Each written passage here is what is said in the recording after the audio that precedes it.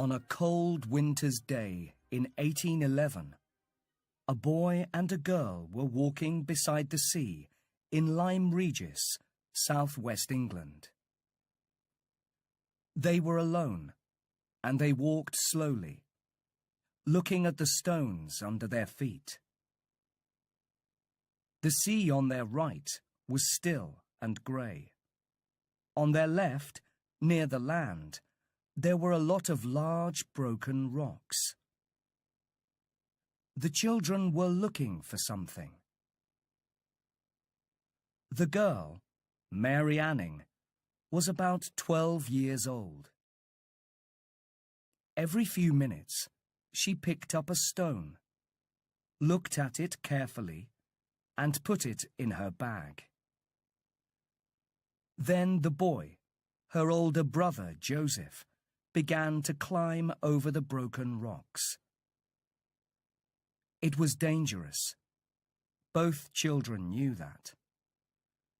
There had been a storm the night before, and some rocks had fallen into the sea. Another big rock could fall at any time.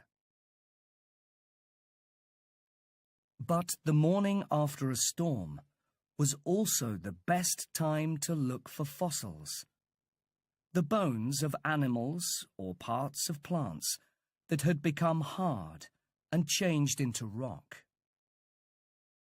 After a few minutes, Joseph called out to his sister, "Mary, quick, come and look at this."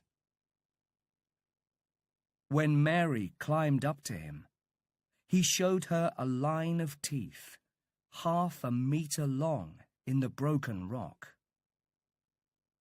And behind the teeth, there were some bones, like the head of a strange animal.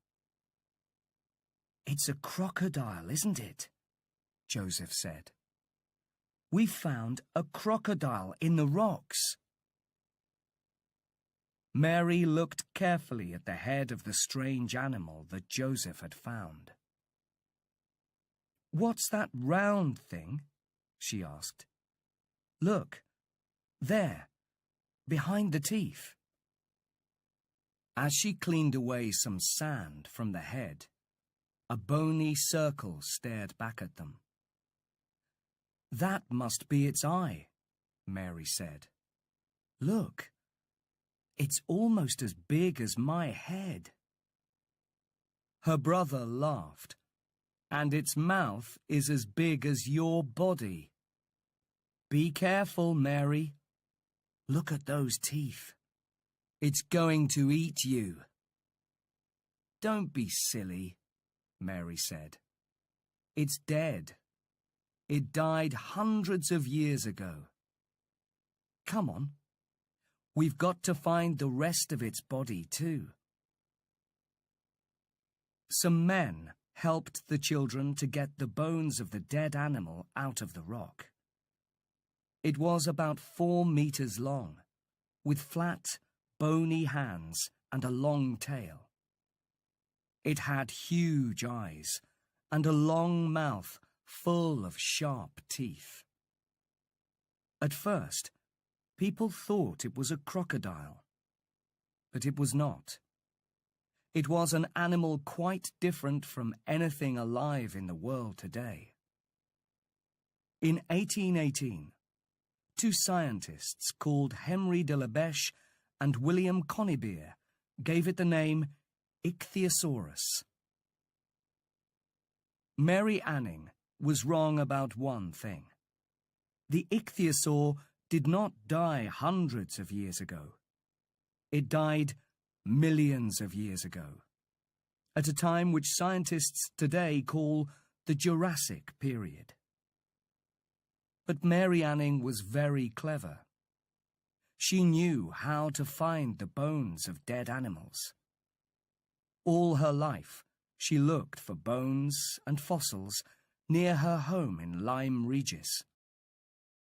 She found many more ichthyosaurs and a different sea animal, a plesiosaur.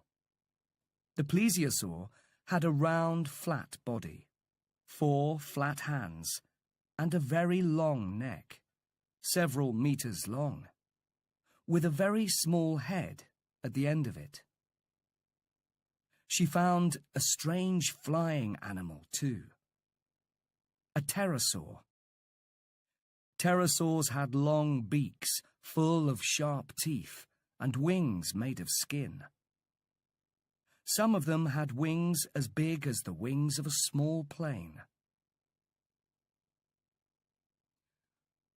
At this time, in the early 1800s, people were very interested in bones and fossils. Lots of people came to Lyme Regis to see the strange animals that Mary Anning had found. Among them were William Buckland and Gideon Mantell. William Buckland was a clever scientist from Oxford University. He was very interested in animals, and he liked to watch them and learn about them. In fact, he kept a lot of animals in his house, not just cats and dogs, but snakes, insects, a lot of birds, and a real live bear. Some of Buckland's ideas were very unusual. He liked to eat animals, but not just the animals that people usually eat, like cows and sheep. He wanted to taste every bird, fish, insect and animal in the world. So every time he found a new type of animal, he cooked and ate it. Buckland was also interested in rocks and fossils, and he rode all over England on his old horse looking for fossils. He often visited Mary Anning in Lyme Regis and wrote about the ichthyosaurs and pterosaurs. Then one day, in the village of Stonesfield near Oxford, he discovered some fossil bones and teeth. The bones were enormous, and the teeth were sharp, like those of a meat-eater. So, in 1824, Buckland wrote about his animal. He called it Megalosaurus, big lizard. Gideon Mantell was also very interested in Mary's work. He was a doctor who lived in the town of Lewes in southeast England. One day in 1822, his wife met some workmen who were using rocks to mend the road near her house. They gave her an interesting rock that they had found. She showed it to her husband when he came home. Dr. Mantell was surprised. "That's not a rock at all," he said. "It's a tooth. A fossilized tooth." "But look how big it is," she said. "What animal does it come from?" "I don't know," Dr. Mantell said. "I don't know of any animal with teeth as big as this." Dr. Mantell went back to the place where the workmen had got the rocks and found some huge bones there. He decided that the bones and the tooth came from the same animal. But what was the animal like? For 3 years he wondered about this. He talked to his wife and friends, but he did not tell the world about it.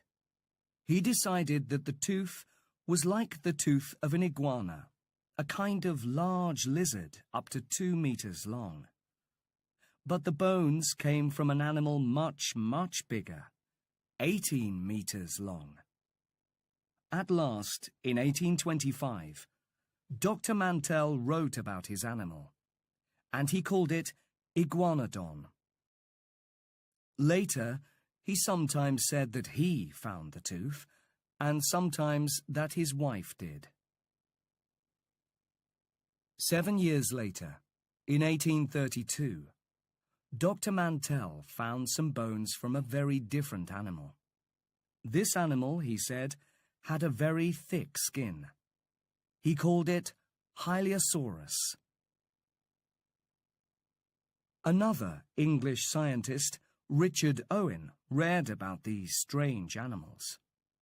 Owen knew a lot about bones, and he loved to cut up dead animals, often in his own home. When Owen spent months cutting up a dead rhinoceros, his wife was very unhappy about the terrible smell. In 1842, Owen wrote a book about the animals that Buckland, Mantell, and other people had found. He called his book Dinosauria, and he was the first person to use the name dinosaur, which means terrible lizard. He said that Megalosaurus, Iguanodon, and Hylaeosaurus came from 3 different groups of dinosaur, and scientists still use these 3 groups today. Owen was not a very nice man, but he was a great teacher. He wanted everyone to know about the dinosaurs. So he had some models of dinosaurs made for a park in Crystal Palace in London. The models were as big as real dinosaurs, and you can still see them there today. On the 1st of January, 1853, Owen held a dinner party for 21 scientists inside the model of the Iguanodon. But Dr. Mantell was not there. He had died the year before. Scientists all over the world read Owen's book. Some of the scientists inside the Iguanodon came from Germany and Belgium. They found dinosaurs in their countries too. And in the 1870s, 2 Americans, Othniel C. Marsh and Edward Drinker Cope, began to find dinosaurs in North America. Lots and lots of them. It was an exciting time in the American West, but it was a difficult, dangerous place to work.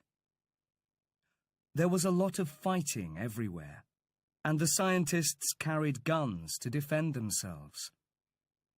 But people were building railways, and sometimes the railway builders found bones when they were digging through rocks.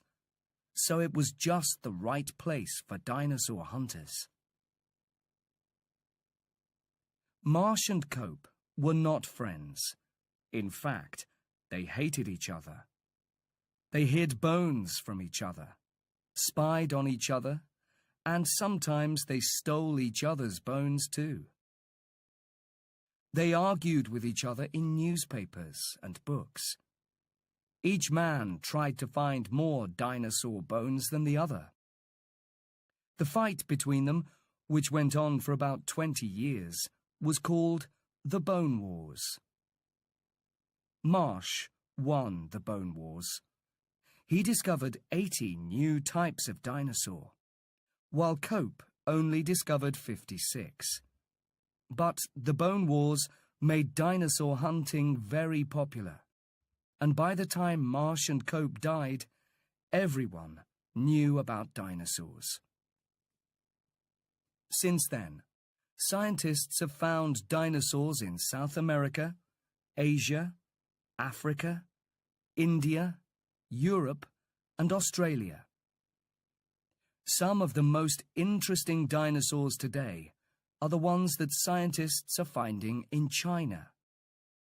People have even found a few dinosaurs in Antarctica. In fact, just like people, dinosaurs lived all over the world.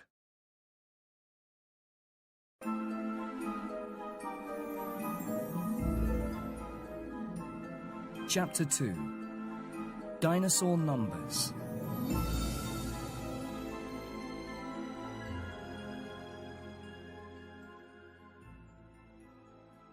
Everything about dinosaurs is extraordinary. Many of them were big, much bigger than humans. The biggest of all, Argentinosaurus, weighed more than 15 elephants. The tallest dinosaur, Sauroposeidon, could lift its head 18.5 meters above the ground. That is tall enough to look in through the 6th floor window of a modern building. The longest dinosaur, Diplodocus, was 35 meters long, longer than 3 buses, and its tail was 21 meters long.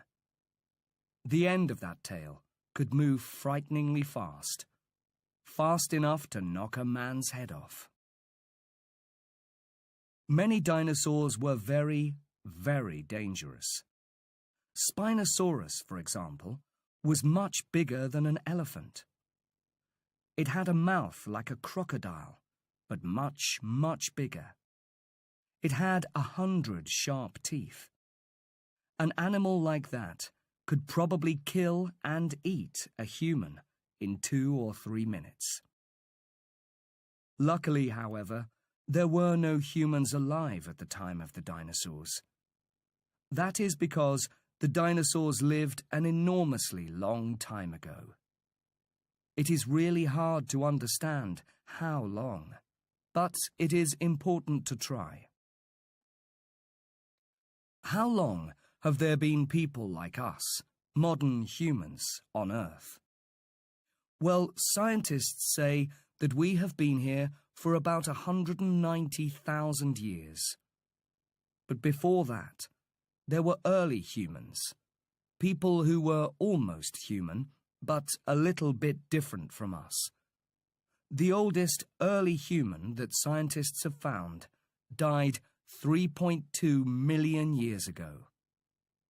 That is a very long time ago, but it is nothing to the time that the dinosaurs lived. The last of the big dinosaurs died 65 million years ago, so all dinosaur bones are at least 65 million years old. But many of them are a lot older, of course, because that is when dinosaurs ended. When did they begin? The first small dinosaur appeared about 230 million years ago. So dinosaurs lived on Earth for 165 million years. That is more than 50 times longer than any kind of humans have lived on Earth. Look at the timeline on this page. It shows 3 time periods: the Triassic, the Jurassic, and the Cretaceous. The first dinosaurs appeared during the Triassic period. A lot more dinosaurs appeared during the Jurassic period. And even more dinosaurs lived until the end of the Cretaceous period. Then they all disappeared, very suddenly.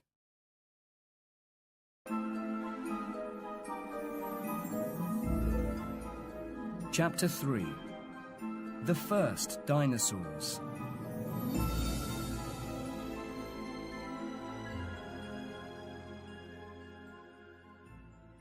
Because the dinosaurs lived for such a long time, their story is a story of change.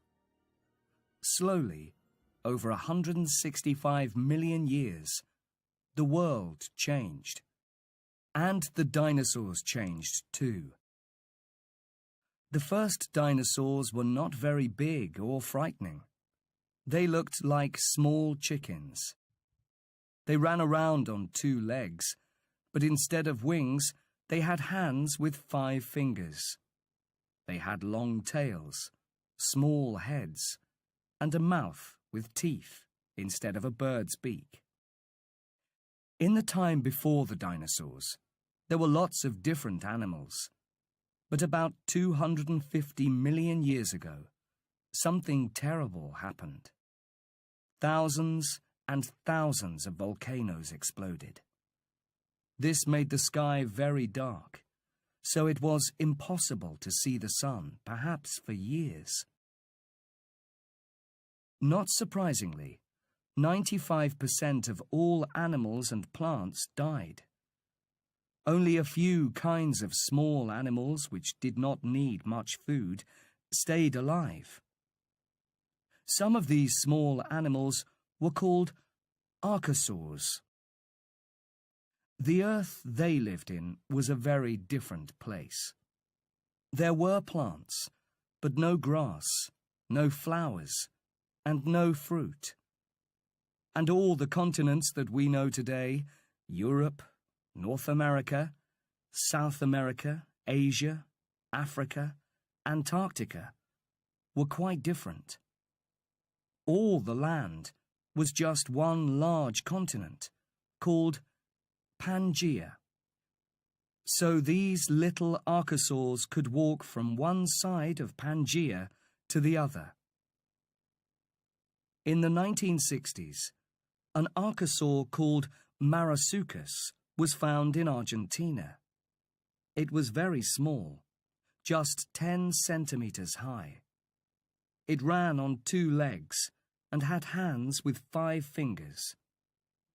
It had a long tail and a mouth with lots of very small teeth. And it probably ate insects and little animals. But it could run very fast. One of the important things about dinosaurs was that they had legs under their bodies, like birds. That helped them to run away from enemies like crocodiles, which have their legs beside their bodies. It helped them to grow tall, too.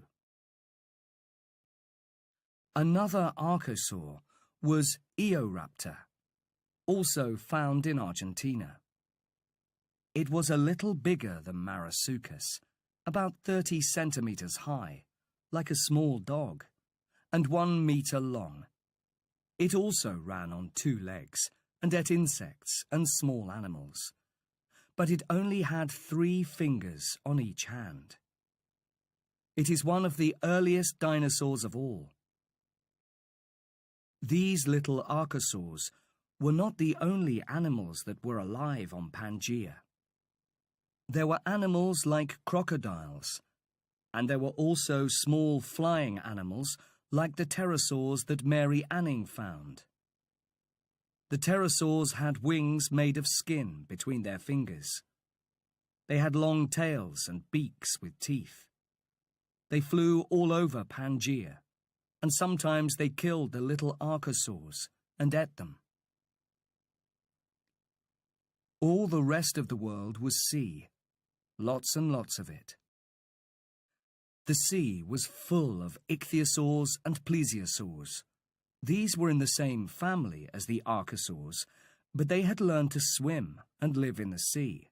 Some ichthyosaurs were small, but others were huge, more than 15 meters long. They had long mouths full of teeth and huge eyes to see in the dark. As millions and millions of years passed, all of these animals evolved in different ways. The small 2-legged archosaurs, like Marasuchus and Eoraptor, evolved over time into the first real dinosaurs. Scientists make a picture, like a family tree, to show this. In the picture, the oldest animals, the archosaurs, are at the bottom, and the most recent dinosaurs are at the top. Richard Owen, in 1842, said that there were 3 main types of dinosaur: meat-eating dinosaurs and 2 types of plant-eating dinosaurs. Scientists today agree with him. The meat-eating dinosaurs are called theropods. The plant-eating dinosaurs with long necks and tails are called sauropods. And the ones with extraordinary thick skins are called ornithischians. One of the first theropods was Coelophysis. It ran on 2 legs, like Marasuchus and Eoraptor. But Coelophysis was much bigger, about 1 meter high and 2 or 3 meters long. It had 3 strong claws on its hands, and a long tail and long mouth like a crocodile. It could probably stand up on its back legs, as tall as a man. But it was not heavy, because its bones were full of air, like the bones of a bird. It was as long as a small car, but it weighed the same as a 7-year-old child. So it could run very fast and hunt smaller animals for food. The first Coelophysis was found by an American scientist called David Baldwin in New Mexico in 1881. Baldwin often spent months looking for fossils, all alone, in the middle of winter, with only his horse beside him. He sent the bones of the Coelophysis to Edward Drinker Cope during the Bone Wars. 60 years later, in 1947, lots more Coelophysis were found at a place called Ghost Ranch in New Mexico. It is New Mexico's most famous dinosaur. A very early sauropod was Thecodontosaurus, found near Bristol in England in 1836. It was only the 4th dinosaur ever discovered. It was not very tall, but up to 2.5 meters long. It probably walked on 2 legs and used its 4 clawed hands to help it eat plants and small insects. A much bigger Triassic sauropod was Plateosaurus. Plateosaurus was up to 10 meters long and weighed 700 kilograms. It was 3 meters high when it stood on its back legs. This plant-eating dinosaur probably walked on 2 legs and used the claws on its hands to hold the branches of trees while it ate. The first plateosaur was found in Bavaria, in Germany, in 1837.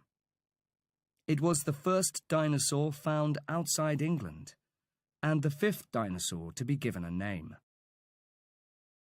Since then, 50 more plateosaurs have been found in France, Germany, Norway, Switzerland, and Greenland. An even bigger early sauropod was Rheocosaurus, found in Argentina. It was up to 2.75 meters high, 11 meters long, and weighed up to 3 tons. It needed to eat a lot of plants every day in order to stay alive. And by the end of the Triassic, there were a lot more plants for these dinosaurs to eat.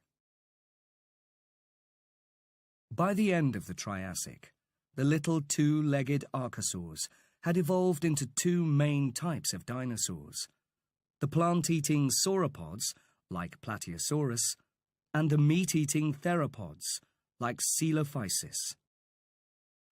The 3rd type of dinosaur, the ornithischians, came later. But slowly, over millions of years, the Earth continued to change. And as the Earth changed, the dinosaurs changed too. They grew bigger and stronger and much, much stranger.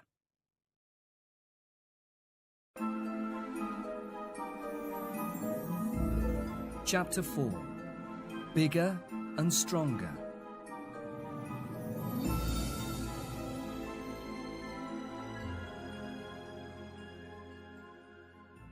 As the Triassic period changed into the Jurassic period, the Earth got warmer. And as the Earth got warmer, the dinosaurs got bigger. There was more water in the air, and this helped plants to grow. As the plants grew bigger, there was more food for the animals to eat. So the plant-eating dinosaurs grew bigger and bigger. The largest Jurassic dinosaurs were the sauropods, the big plant-eaters. They had very big, heavy bodies with long necks and tails. Because their bodies were so heavy, they walked on all 4 feet. They used their long necks to eat leaves from tall trees, and they used their long, strong tails to defend themselves. They had small heads, with very small brains, often about 100 grams, or as big as an orange. One of the earliest Jurassic sauropods is Barapasaurus, which was found in India. It was 18 meters long and weighed up to 55 tons. But that was only the beginning. In the middle and later Jurassic periods, the sauropod dinosaurs began to grow very big indeed. By the mid-Jurassic, some sauropods could reach leaves that were 10 meters from the ground. The bones in these dinosaurs' necks were hollow in places, so they were not as heavy as other bones. That made it easier to lift these very long necks. The sauropods' hands still had fingers, which they could use to hold trees and plants, but they mostly walked on 4 legs. They could not run because they were too heavy. In some ways, they were like elephants. They probably moved slowly, and they lived in large family groups or herds. Most big sauropods had at least 100 teeth. Some had 600. But even for an animal with so many teeth, some plants were probably hard to eat. Scientists have found stones in sauropod stomachs. They think that the dinosaurs ate the stones, which then helped to break up the leaves that they ate. 2 of the largest sauropods were Diplodocus and Apatosaurus. These were found in America in the 1870s by Cope and Marsh. They had small heads, heavy bodies, and big stomachs. They ate a lot of food and grew very quickly. A young apatosaur probably grew 15 kilograms heavier every day. All these animals had very long, strong tails, which they used to defend themselves. Shunosaurus, a dinosaur from China, actually had sharp, bony spikes on the end of its tail to hit its enemies with. Another big Jurassic dinosaur was Brachiosaurus, found in the USA and Africa. An adult brachiosaur weighed up to 50 tons and was 26 meters long. Unlike most dinosaurs, its front legs were longer than its back legs. This meant that it could lift its huge head on its long neck, about 16 meters above the ground. On top of its head, between its eyes, Brachiosaurus had a big, hollow nose full of air. Scientists think that it used this nose to make loud noises, perhaps to sing to its friends and frighten its enemies. Then there was Mamenchisaurus, another enormous Jurassic dinosaur from China. This huge dinosaur was 25 meters long. Its neck was 12 meters long, one of the longest necks of any animal ever discovered. But why were these dinosaurs so big? Well, one reason is that the world was getting warmer and wetter, so there was more plant food for them to eat. But there was another important reason: safety. It is easier for big animals to defend themselves against their enemies, and these big Jurassic sauropods had a lot of very big, dangerous enemies. One of their most dangerous enemies was Allosaurus. Allosaurus was a big theropod, a meat-eating dinosaur. It was about 5 meters high much taller than a man, and 12 meters long. It weighed 2 tons or more. It ran on 2 legs and had 3-fingered hands with long, sharp claws. It had small horns over its eyes and a mouth full of sharp teeth like kitchen knives. It used these terrible claws and teeth to kill and eat its food. And its favorite food was big sauropods like Apatosaurus, Diplodocus, and Brachiosaurus. But how did it kill these enormous animals? Allosaurus was big, but Apatosaurus was much bigger. It was one of the biggest animals on Earth.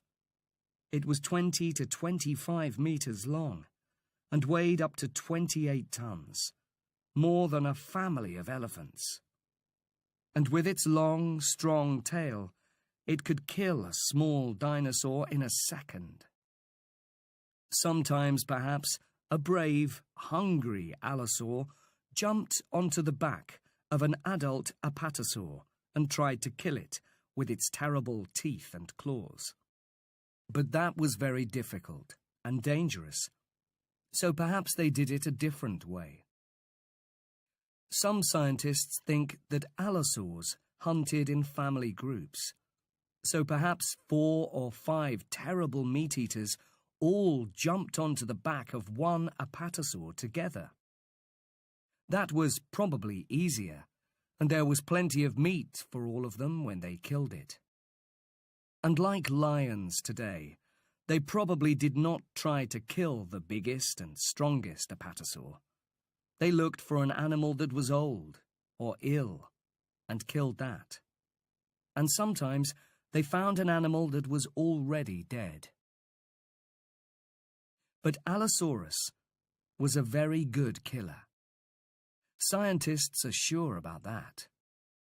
The dinosaur scientist Thomas Holtz says that dinosaurs, like Allosaurus, changed very little over 100 million years. That means, of course, that they were very successful at what they did.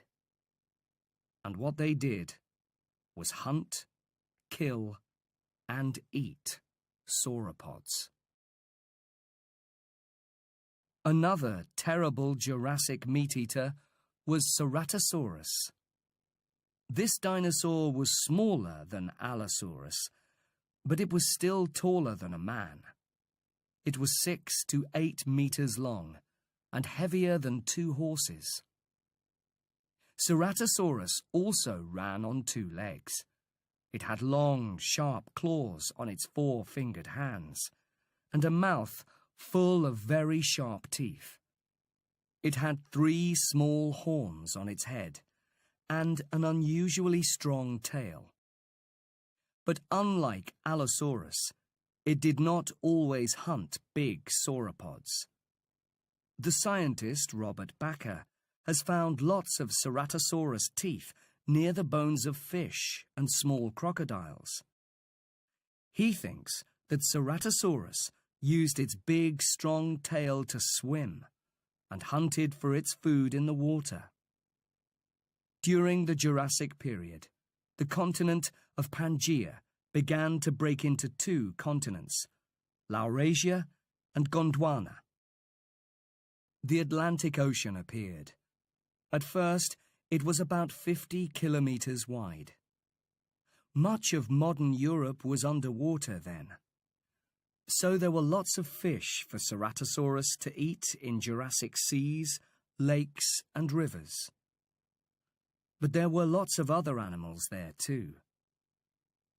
In the Jurassic seas, the ichthyosaurs grew even bigger and stronger. They were hunters, with enormous eyes and long mouths full of sharp teeth. And they could swim very, very fast, probably at 30 to 50 kilometers per hour. There were plesiosaurs in the sea too. Plesiosaurs did not look like fish. They had round, flat bodies, with 4 huge, flat hands that they used to push themselves through the water. They had short tails, but very long necks, sometimes over 10 meters long. Some had very small heads, but others had huge heads, 3 meters long, bigger than any other dinosaur head. In the Jurassic skies, a new type of pterosaur appeared, the pterodactyl. Pterodactyls had longer necks than Triassic pterosaurs, and they had bigger brains too. Most of them had long mouths full of sharp teeth, and many of them ate fish. Most pterodactyls were as big as large birds today, but a few were much, much bigger. In fact, the largest pterodactyl of all, Quetzalcoatlus, had wings 12 meters wide, bigger than a small plane. But Quetzalcoatlus lived in the Cretaceous period, which came after the Jurassic. It was in the Cretaceous that dinosaurs grew really big.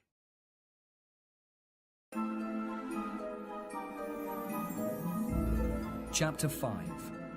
Big, Bad, and Dangerous.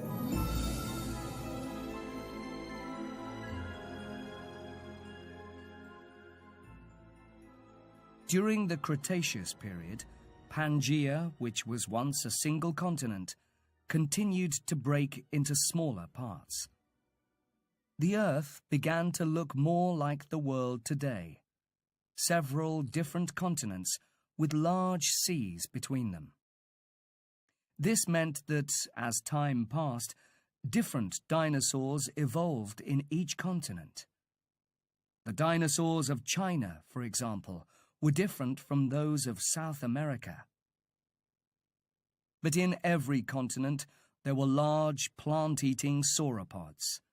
They grew even larger because the Cretaceous world was warmer and wetter than before. So plants grew bigger and stronger. And for the first time, some plants had fruit and flowers. So there was a lot more food for the big dinosaurs to eat. The biggest dinosaur of all was probably Argentinosaurus. This enormous animal was between 33 and 41 meters long, 6 to 7 meters high, and weighed between 75 and 90 tons.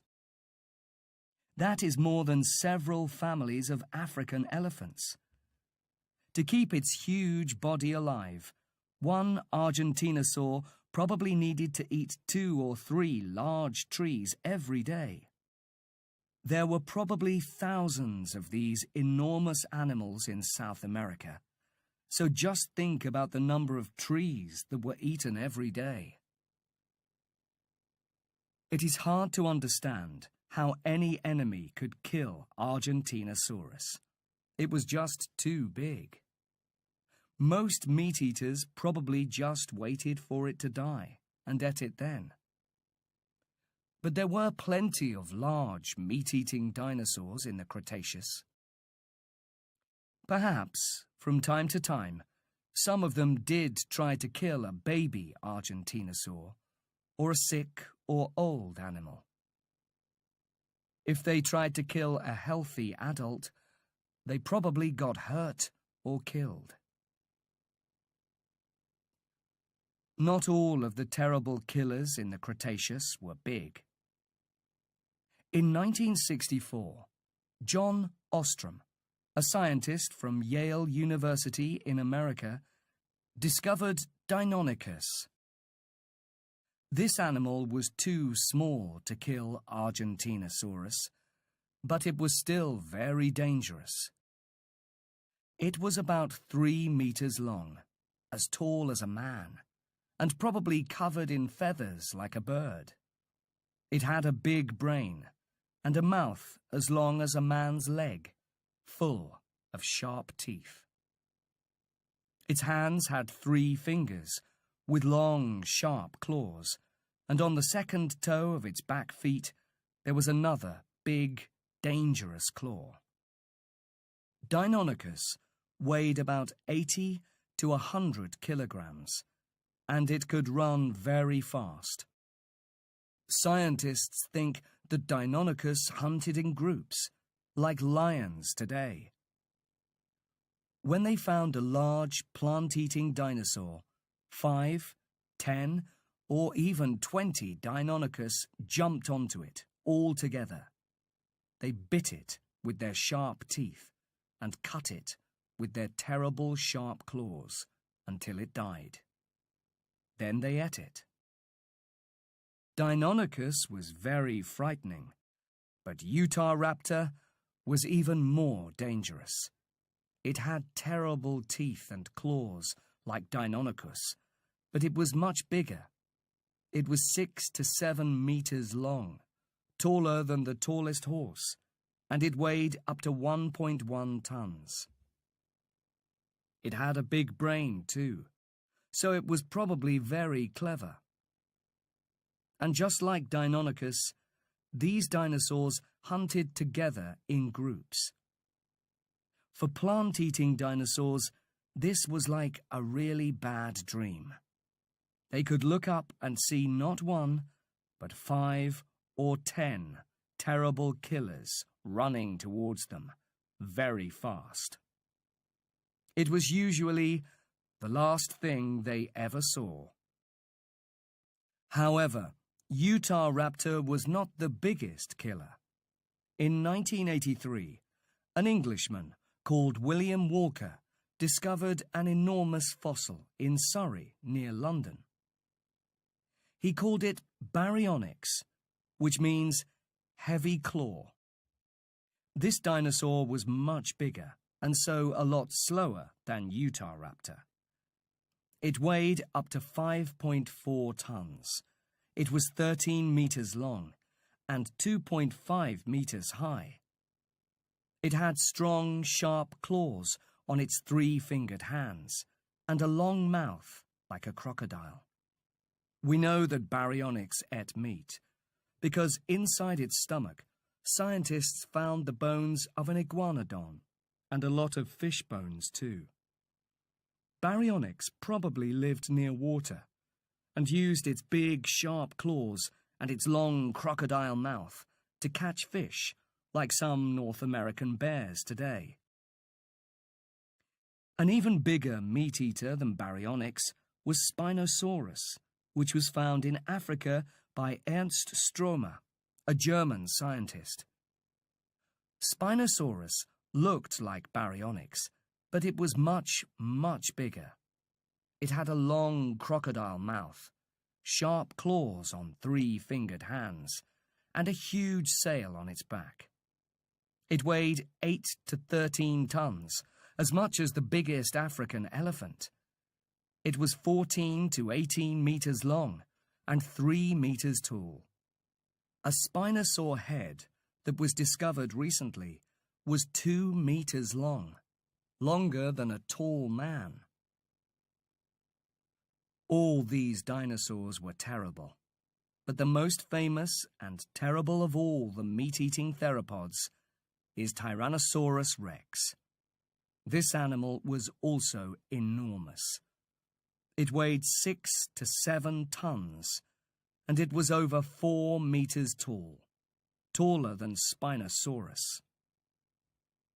Unlike most dinosaurs, it had very small arms and hands, so it probably used its mouth to kill and eat things. But this was no ordinary mouth.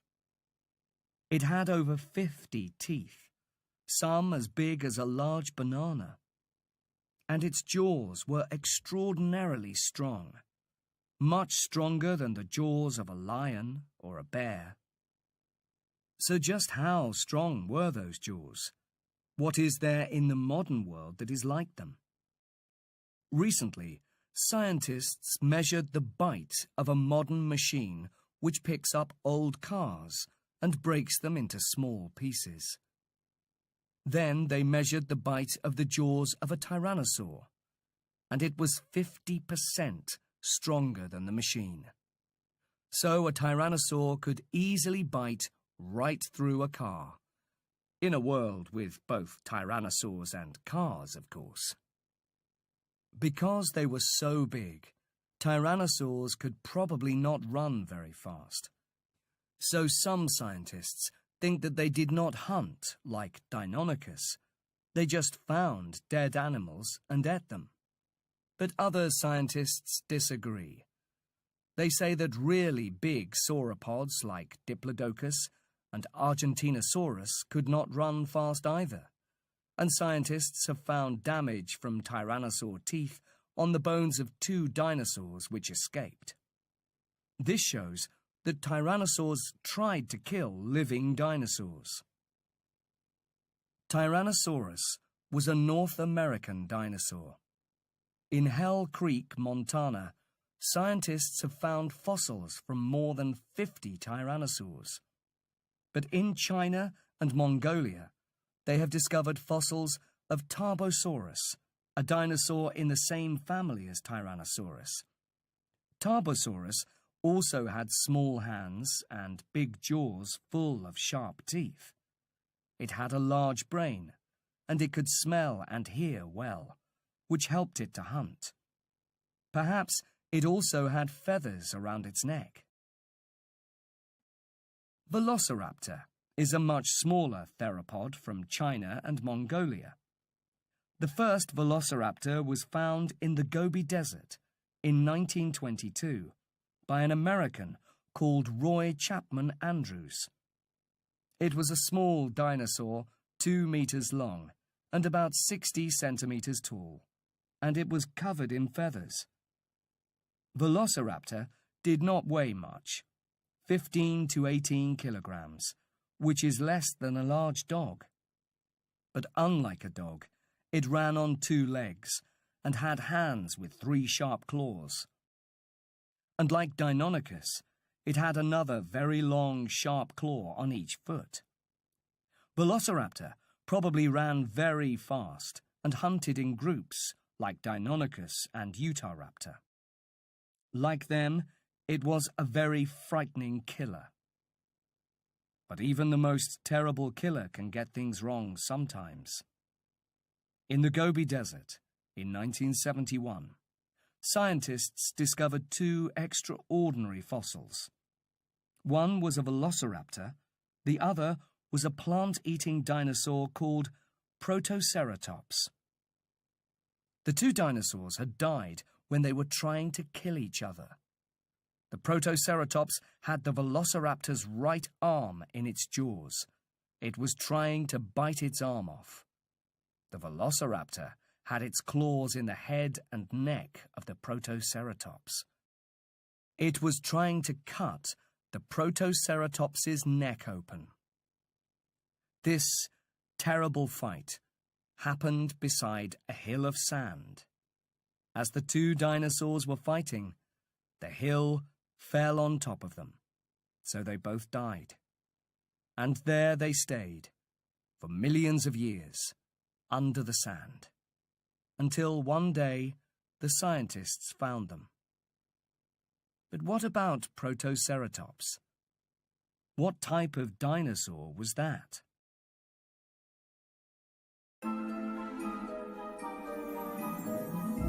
Chapter 6.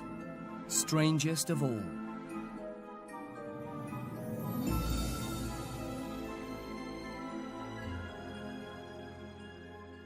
Protoceratops is one of the 3rd type of dinosaurs, the ornithischians. The ornithischians are the strangest of all dinosaurs.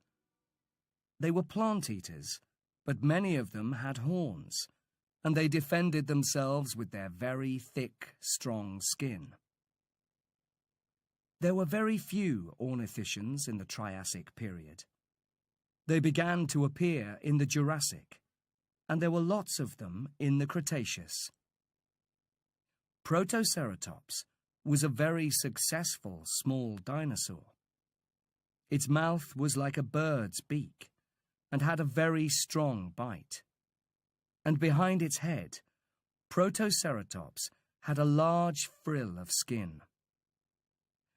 This frill was probably brightly coloured, and the dinosaur used it to frighten its enemies and attract females.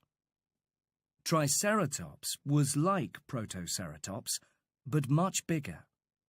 In fact, Triceratops was huge. It was 8 meters long and weighed 11 tons, much more than the largest African elephant. Like Protoceratops, it had a mouth like a bird's beak and a large frill of skin and bone behind its head. Its head was enormous, and it had 3 large horns. Triceratops used these horns to defend itself against its enemies. We know that this happened because some Triceratops horns have damage from Tyrannosaurus teeth on them. The ornithicians had many ways to defend themselves against enemies like Tyrannosaurus. Huayangosaurus, found in China in 1982, had lots of sharp spikes all along its back. There were bony spikes on its shoulders too, and on the end of its tail. Stegosaurus from North America was much the same. These dinosaurs used their strong, bony tails to hit their enemies. Several meat-eaters, like Allosaurus, have been found with holes in their bones, made by the spikes on the tail of a Stegosaurus. Animals like these from the late Jurassic have been found in Europe and Africa. All of them were huge, as big as a modern rhinoceros. Ankylosaurus lived in the late Cretaceous. It had a really thick skin, with spikes all over its back, head, and sides. It had a very strong tail, with a heavy club at the end, which was excellent for fighting enemies. Ankylosaurus was up to 9 meters long and weighed up to 8 tons, much more than an elephant. So when that tail hit something, it hurt. Tenontosaurus was another big plant-eating animal, but it was not as strong or dangerous as Ankylosaurus. It lived in large herds in North America. In fact, some scientists call it the cow of the Cretaceous, because there were so many of them. Tenontosaurus was an everyday food for meat-eating hunters like Deinonychus. Iguanodon was an ornithischian too. It lived in large family groups or herds, like cows or sheep today. In Belgium, the fossils of 40 of them were found in the same place. Iguanodon had a long face, like a horse, with a mouth like a beak for eating plants. It could eat plants well, moving both jaws at once. We humans only move the bottom jaw. Iguanodon sometimes walked on 2 legs and sometimes on 4. Each hand had a sharp spike, like a thumb, which it used to fight its enemies. And it could also pick things up with the help of its little finger. It was as big as a large African elephant. Hadrosaurs were in the same family as Iguanodon, but they were even stranger. These plant-eating dinosaurs had flat, wide beaks with teeth inside them, lots of them. In fact, some hadrosaurs had up to 720 teeth. Humans only have 28. New teeth were growing all the time to take the place of any teeth that fell out. Hadrosaurs had long faces like horses too, and they lived in large herds all over North America. The smallest was as big as a horse, but many were bigger than elephants. One of the strangest hadrosaurs was Lambeosaurus. It was 3 or 4 meters high and weighed up to 8 tons. On its head was a large bone, like an enormous hat. The hat was as big as a man. The male Parasaurolophus had an even bigger hat on the back of its head. This hat was really a long, hollow bone, about 1 meter long, joined to its nose. At first, scientists could not understand this. What was it for? Then they found a possible explanation. When they blew air through this long, hollow bone, it made loud musical sounds. Was Parasaurolophus a musical dinosaur? It is quite possible. The males could make wonderful sounds with these long, hollow bones on their heads. Perhaps they did this to attract the females, or to call to their children. They probably did it when they saw an enemy. And maybe sometimes they did it just for fun, because they liked singing to each other. But the hadrosaurs were interesting for another reason. Their family life.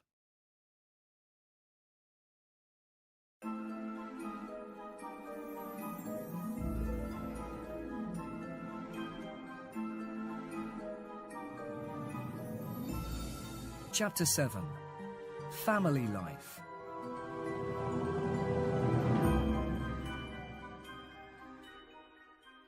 In 1923, the American scientist Roy Chapman Andrews discovered something very strange. In the Gobi Desert, in Mongolia, he found the bones of a new dinosaur. It was about 2 meters long, with a strong beak, no teeth, and a thin hat on top of its head. And it was probably covered with feathers, like a very big chicken. Underneath this dinosaur, there was a nest full of eggs. This was the first time anyone had found dinosaur eggs. At first, Roy Chapman Andrews thought that the eggs belonged to a different dinosaur, Protoceratops. The new dinosaur, he thought, was trying to steal them when it died. So he called his new dinosaur Oviraptor, which means egg stealer. But later, in the 1990s, another Oviraptor was found on a nest of eggs. Scientists looked at these eggs very carefully and decided that the eggs did not belong to Protoceratops after all. They belonged to Oviraptor. The female Oviraptor was sitting on her own eggs when she died. She was keeping them warm with her body, like a bird. This was a surprise. At this time, nobody thought that dinosaurs could be good parents. Most scientists thought that dinosaurs just laid their eggs on the ground and walked away. But the Oviraptor was taking care of her eggs like a good mother. Most dinosaurs could not do this. They were much too heavy to sit on their eggs. In Montana, scientists found hundreds of dinosaur nests. But the eggs in the nests came from a type of hadrosaur that weighed 3 tons. Were these mothers interested in their babies? Probably not, the scientists thought. They probably just laid their eggs and forgot all about them. But there was a problem. They found a lot of baby dinosaurs in the nests beside the eggs. These baby dinosaurs were very small, no bigger than a chicken. They could not walk far because their bones were not strong enough. But their teeth showed that they had eaten plants. How did the baby dinosaurs find these plants when they were too young to walk? The scientists thought hard about this. The baby dinosaurs did not find the plants, they decided. That was impossible. They could not walk. So it must be the parents who found the plants. They brought them to their nests for their children to eat. These dinosaurs were looking after their children, like good parents.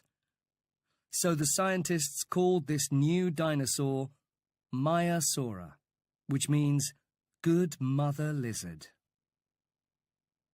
Maiasaurs laid 20 or 30 eggs in each nest. Then they covered the eggs with dead plants to keep them warm. When the babies came out of the eggs, they weighed about 1 kilogram, but they grew very quickly. 10 years later, they were adults, weighing 3 tons. This shows they were warm-blooded, because cold-blooded animals cannot grow that fast. When they could walk, baby maiasaurs followed their parents around, looking for food. Maiasaurs were very successful. In one fossil site, there are over 10,000 animals. They lived in huge herds, like many animals in Africa today. And all around them, like lions in Africa, were the hunters, Tyrannosaurs, Deinonychus, Utahraptors. When the baby maiasaurs saw them, perhaps they ran under their parents' legs to stay safe. Tyrannosaurs probably fed their babies too, but with meat, not plants. As the young tyrannosaurs grew, they probably hunted together in groups. Young tyrannosaurs had long legs, but they were not heavy, so they could probably run much faster than their parents.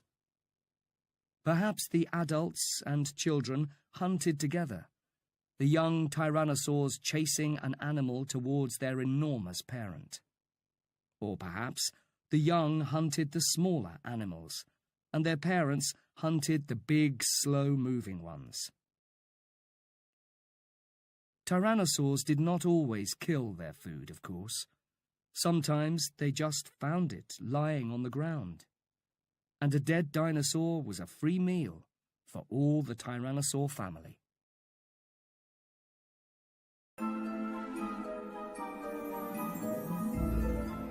Chapter 8. Birds.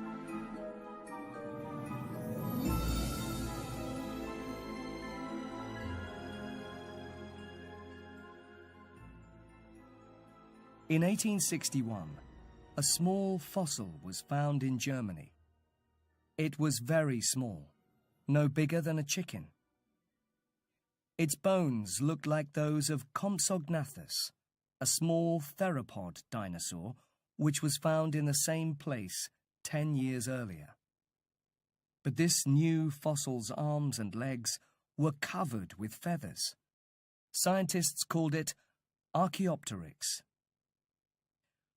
When the English scientist T.H. Huxley looked at Archaeopteryx, he noticed something else.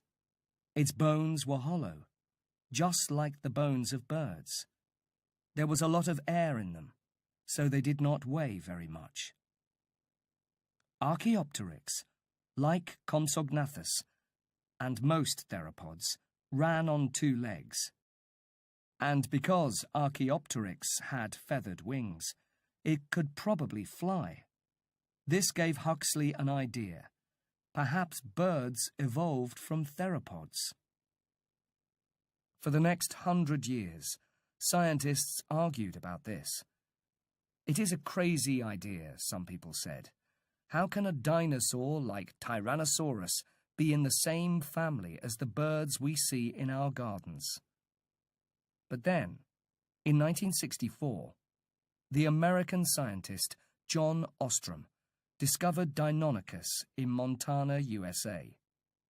Deinonychus was a theropod, like Tyrannosaurus, but its bones were like those of birds. It could move its wrists and arms in the way a bird does, and its bones were hollow. Tyrannosaurus also had some hollow bones, and so did the big sauropods, like Diplodocus. That is why its enormously long neck and tail are not as heavy as they look. So Ostrom decided that Huxley's idea was right. In 1996, scientists in China made another extraordinary discovery: a small dinosaur called Sinosauropteryx. It was very like Compsognathus, but there was an important difference. Sinosauropteryx had feathers all over its body. The sand where it had died was very fine and soft, so scientists could see that it had had feathers. Sinosauropteryx was a theropod, like Tyrannosaurus, but it was covered in feathers, like a bird. No other animals have feathers, only dinosaurs and birds. In the next few years, Chinese scientists discovered many more feathered dinosaurs. The one most like a bird was Microraptor, which had a long tail, a beak with small teeth, and claws on its hands and feet.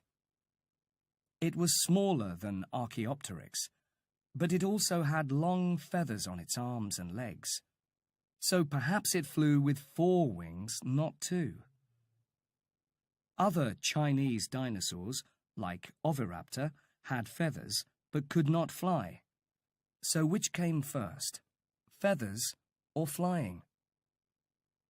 Today, scientists think that many dinosaurs had feathers. The feathers kept the dinosaurs warm. They also helped dinosaur mothers, like Oviraptor, to keep their eggs warm in their nests. So the feathers probably came first. Much later, some small feathered dinosaurs like Microraptor and Archaeopteryx probably learned how to climb into trees. They used their claws and beaks to help them climb. They slept in the trees at night, safe from their enemies. In the morning, they came down from the trees. As they came down, they sometimes opened their wings and jumped. This helped them to fall down more slowly. Over millions of years, they learned to do this better. Sometimes, when they jumped from trees, they were able to catch small animals by surprise. Those with the best wings and feathers caught more food, so they lived longer and had more children. Some of their children were born with better wings and better feathers, and one day they learned to fly. Even dinosaurs which could not fly, like Oviraptor, were like birds in other ways. They laid eggs in nests and sat on the eggs to keep them warm. And dinosaurs like Maiasaura brought food to their babies in the nests, like birds. Even Tyrannosaurus probably had feathers around its neck and hollow bones with air in them. Tyrannosaurus, in fact, was not very different from an enormous, terrible chicken. Dinosaur scientists are very sure about this. Thomas Holtz says it clearly. Birds are dinosaurs.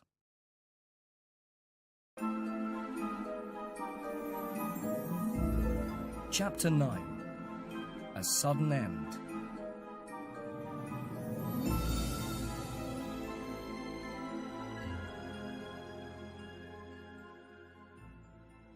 Birds, of course, are still with us, but all the other dinosaurs disappeared 65 million years ago. Why? What happened? Scientists wondered about this for a long time. Dinosaurs, after all, were very successful animals indeed. They had lived on Earth for 165 million years, and they were the biggest, strongest, and most successful animals of all time. In the late Jurassic and Cretaceous periods, there were dinosaurs all over the Earth. They lived on every continent, even in Antarctica, which was much warmer at that time than it is today. And then, 65 million years ago, they all disappeared, very suddenly. There are no dinosaur fossils anywhere on Earth from after that time. Something terrible must have happened to them. But what was it? In the 1970s, a scientist called Walter Alvarez tried to answer this question. He looked at the rocks from the Cretaceous and the time after that, the Tertiary. There were hundreds of dinosaur fossils in the Cretaceous, and none in the Tertiary. But in between the Cretaceous and the Tertiary, he found a thin line of clay, a kind of soft, wet rock. He found this line of clay all over the world, and everywhere it was the same. In it, he found a silver-white metal called iridium. Iridium is very unusual on Earth, but there is a lot of it in meteors, the rocks that sometimes fall onto the Earth from the sky. So the iridium came from a meteor, Walter Alvarez said. A meteor that hit the Earth 65 million years ago. We know it was a big meteor, Alvarez said, because there is so much iridium everywhere. He thought that the meteor was a rock between 10 and 15 kilometers across, which hit the Earth with an enormous bang. It made a crater, a very big hole in the ground, that was 160 kilometers across. A huge ball of fire destroyed anything near the crater, and the ground shook violently. In the sky, dark clouds hid the sun for months, perhaps years. Without sunlight, almost all the plants on Earth died. The big plant-eating dinosaurs, like Argentinosaurus, soon died because they had nothing to eat. The meat-eating dinosaurs, like Tyrannosaurus, lived a little longer because there were lots of dead plant-eaters to eat. But then the meat went bad, and there was nothing left to kill. So they died too. Well, it is an interesting idea, people said. But where is this crater? A hole in the Earth, 160 kilometers across. That cannot be difficult to find. Why has nobody seen it? Walter Alvarez looked for this big crater, and with the help of a scientist called Glenn Penfield, he found it. There was a reason why nobody had seen it before. It was under the ground, in the Yucatan Peninsula of Mexico. In the past 65 million years, the rocks had moved and covered it up, but it was still there. It measured 180 kilometers from one side to the other, which was even bigger than he had expected. He called it the Chicxulub crater. So scientists think the age of the dinosaurs ended like this. One day, 65 million years ago, the world was full of dinosaurs. It began like any other day. Huge herds of dinosaurs were walking slowly across Mexico. Oviraptors were sitting on their nests, and myosaurs were finding food for their babies. Small feathered dinosaurs were flying from trees. Huge stegosaurs were walking slowly through the forest, and Argentinosaurs were eating the tops of trees. Tyrannosaurs were watching the plant-eaters carefully, hoping for a meal. And dinosaurs from the Parasaurolophus family, with their strange hollow heads, were singing to their friends far away.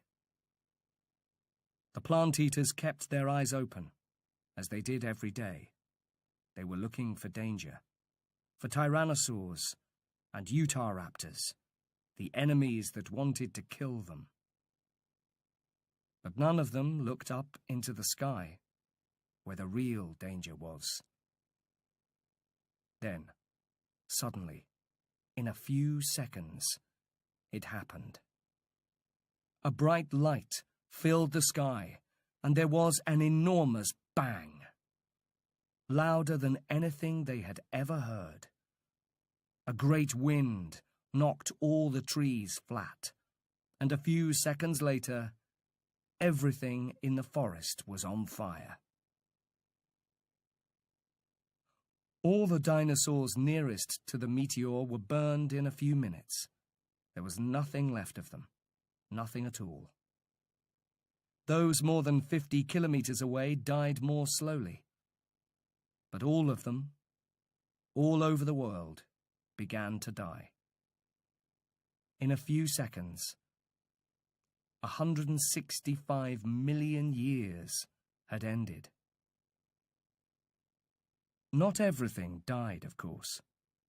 Some small animals, like insects, snakes, and small birds, lived. Because they were not very big, they did not need much food. One of these small animals looked a bit like a mouse. It was a warm-blooded animal, covered in soft hair, and it probably lived in holes in the ground. Dinosaurs ate lots of them every day.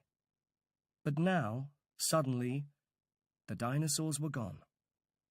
So now this animal could come out of its holes and feel a little bit safer. This small, unimportant animal was an early mammal. Over the next 64.5 million years, it slowly evolved into many different types of mammals. Elephants, lions, bears, horses, sheep, and humans. And today, there are mammals all over the earth, just as once upon a time, there were dinosaurs.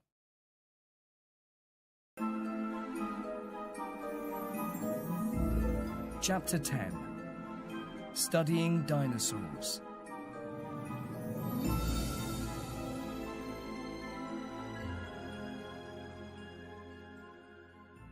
But how do we know all this?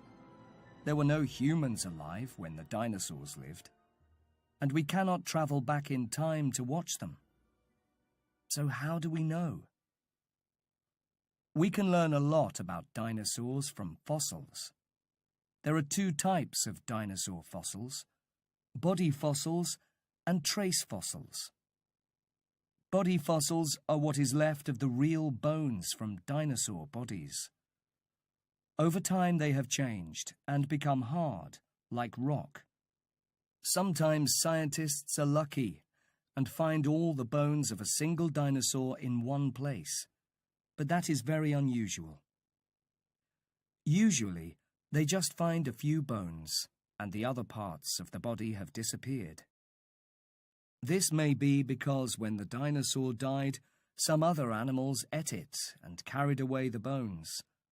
Sometimes water has washed some of the bones away, or the rocks that contained the fossils have broken into smaller pieces.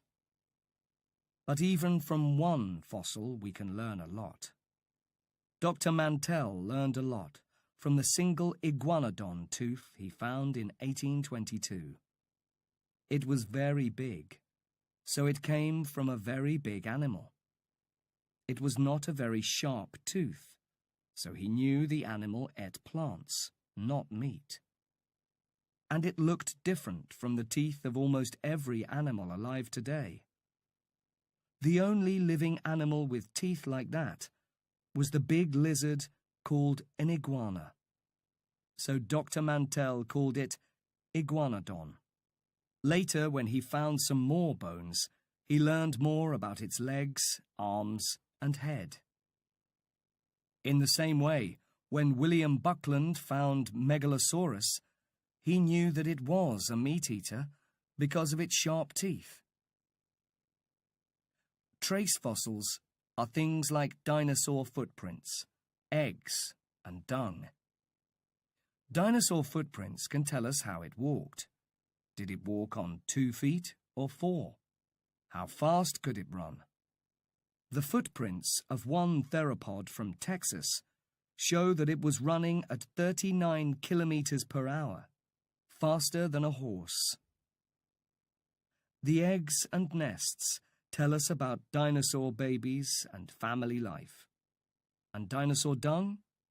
Yes, scientists look at this carefully too. When they find bits of plants or animals in it, they know what the dinosaur was eating. The dung is millions of years old and has become hard like rock, so it does not smell bad. Today, scientists use computers to make pictures of dinosaur bones to see how they worked.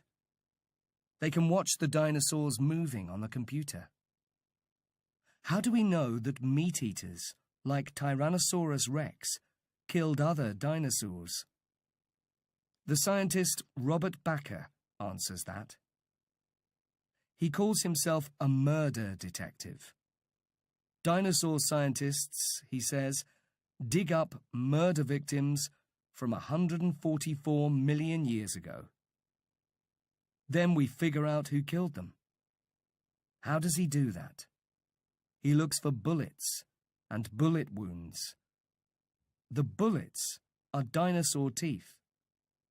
Meat-eating dinosaurs often lost one or two teeth when they killed or were eating other dinosaurs. They grew new ones later. So when Bakker finds teeth near a dead Diplodocus, it is like finding a bullet near a dead man. If he finds allosaur teeth, he knows that an allosaur was the killer. And when he finds tooth damage on bones, the damage is like bullet wounds. It also gives him information about the killer. Were dinosaurs cold-blooded, like lizards and fish, or warm-blooded, like mammals? Cold-blooded animals do not need much food and move slowly when it is cold. Warm-blooded animals need much more food and move quickly, even in cold weather. Lizards are cold-blooded, and until the 1970s, scientists thought that dinosaurs were big lizards. But today, most scientists think that dinosaurs were warm-blooded. John Ostrom thinks Deinonychus was warm-blooded because it could move so quickly. And some dinosaurs lived in Antarctica, which was not always warm, even in the Cretaceous. We know that dinosaurs grew very quickly too, and cold-blooded animals do not do that. So most dinosaurs were probably warm-blooded, like us. But there are plenty of things we do not know. What type of noise did Parasaurolophus make? Did it really sing? Lots of dinosaurs probably made noises, but nobody has ever heard them. And what color were dinosaurs? Again, nobody knows, because color does not stay in fossils. But dinosaurs were probably colorful like birds and animals today. Think of the large frills on the heads of Protoceratops and Triceratops, or the hat on Lambeosaurus. They were probably there to frighten enemies and to attract females, and a brightly colored frill is much easier to see. Lots of birds today are brightly colored, and many dinosaurs, like birds, had feathers. So lots of dinosaurs were probably covered with beautiful feathers, just like birds. But what color were they? Nobody knows.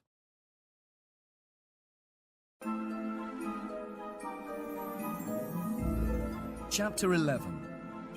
Dinosaurs Today.